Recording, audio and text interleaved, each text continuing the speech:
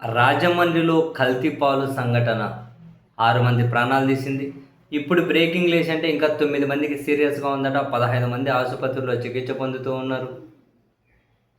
ఇంకా దానికి కరెక్ట్ కారణాలేంది అన్న దాని మీద విచారణ చేస్తూ ఉన్నారట. క్లియర్ కట్‌గా నివేదికలు రావాలట. మరొకవైపు దాని పక్కనే మరో వార్త కనిపిస్తది. శ్రీకాకుళంలో డయేరియా బాధితులు వాళ్ళు ఆసుపత్రిలో వాళ్ళు పడే కష్టాలతో పక్కన ఇంకొక వార్త కనిపిస్తుంది.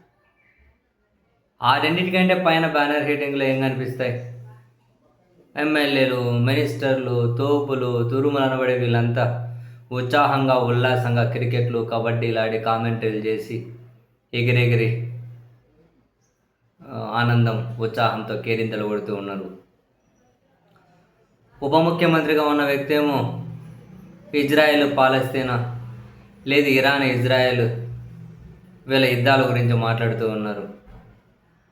ఇంకో డిఫాక్టో సీఎంఏ కాబోయే ముఖ్యమంత్రి అని భావిస్తున్న వ్యక్తి ఏమో పెయిడ్ ఇంటర్వ్యూస్, జాతీయ మీడియాకు ఆ పెయిడ్ ఇంటర్వ్యూస్ ఇచ్చుకొని ప్రమోషన్లలో బిజీగా ఉన్నారు. మరో అందరికంటే పెద్ద ప్రభుత్వ పెద్ద ఏమో మతం అంతా అది నేనే, ఇది నేనే, అక్కడ నేనే, ఇక్కడ నేనే, తెలంగాణలో నీటిపారుదల ప్రాజెక్ట్ నేనే, ఆంధ్రప్రదేశ్లో నీటిపారుదల ప్రాజెక్ట్ నేనే, అన్నీ నేనే చేశా, అంతా నేనే చేశా అని చెప్పి ఆ పెద్ద ఆయన ఆ ప్రమోషన్లలో ఆయన బిజీగా ఉన్నారు. ఇంకో కీలక శాఖ మినిస్టర్ ఉంటారు, ఇంకొక ఆవిడ. ఇంకా ఆ మేడం అయితే చెప్పక్కర్లే. ఆమె చేయాల్సిన వాటి గురించి కాకుండా అన్నిటి గురించి మాట్లాడుతూ ఉంటారు. వీళ్ళు ఇప్పుడు మనం మాట్లాడుకున్న వాళ్ళంతా కీలక వ్యక్తులు అనబడే వాళ్ళే ప్రభుత్వంలో.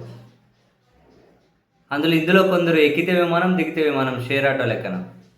బహుశా విమానం రాజమండ్రిలో ల్యాండింగ్కి పర్మిషన్ లేదేమో నాకు తెలియదు, కానీ ఏ ఒక్క కీలక నేత అయినా వెళ్ళి ప్రభుత్వానికి సంబంధించి ఆ బాధితులను పరామర్శించి ఆ కుటుంబాలకు ధైర్యం చెప్పి కనీసం వాళ్ళకి ఏం జరిగింది ఎట్లుందని అడిగి వచ్చేయడానికి కూడా ఎవరూ పోవట్లేదు. అంత టైం ఉండట్లేదు వీళ్ళకు. అంత బిజీగా, అంత తీరిగ్గా ఏం చేస్తున్నారంటే ఇప్పుడు ఇంత కొంచెం మాట్లాడుకున్నాం కదా, ఇంకా అదే పని చేస్తూ ఉన్నారు. రాష్ట్రంలో ప్రజలు ఇబ్బందుల్లో పడుతూ ఉంటే చివరికి పాలు తాగి కూడా చనిపోయే పరిస్థితి వస్తే అసలు ఏం జరిగింది అని వాళ్ళతో మాట్లాడి కనీసం వాళ్ళ కుటుంబాలను పరామర్శించి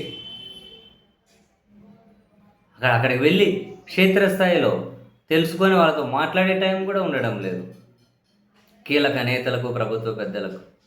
అంత బిజీగా ఉన్నారు.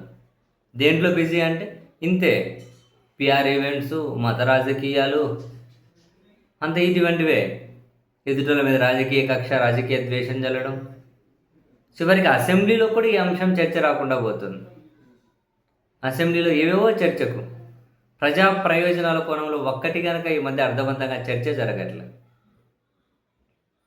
నిజంగా ఎంత గొప్ప పాలన, ఎంత గొప్ప నాయకత్వాన్ని, ఎంత గొప్పగా ఆంధ్రప్రదేశ్లో మనం పరిస్థితులను చూస్తూ ఉన్నామంటే ఏం చేసేది ఉంది?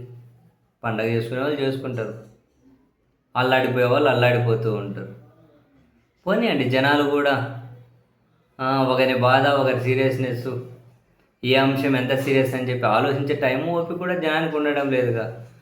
ఏదో ఒక మసాలా డైవర్షన్ కోసం వాడుతూ ఉంటారు. ఇంకా ఆ మసాలా చుట్టూ మనం ఎగబడి దాంట్లో ఈత కొడుతూ ఉండడమే. ఏం చేయగలిగిండేది ఉంది?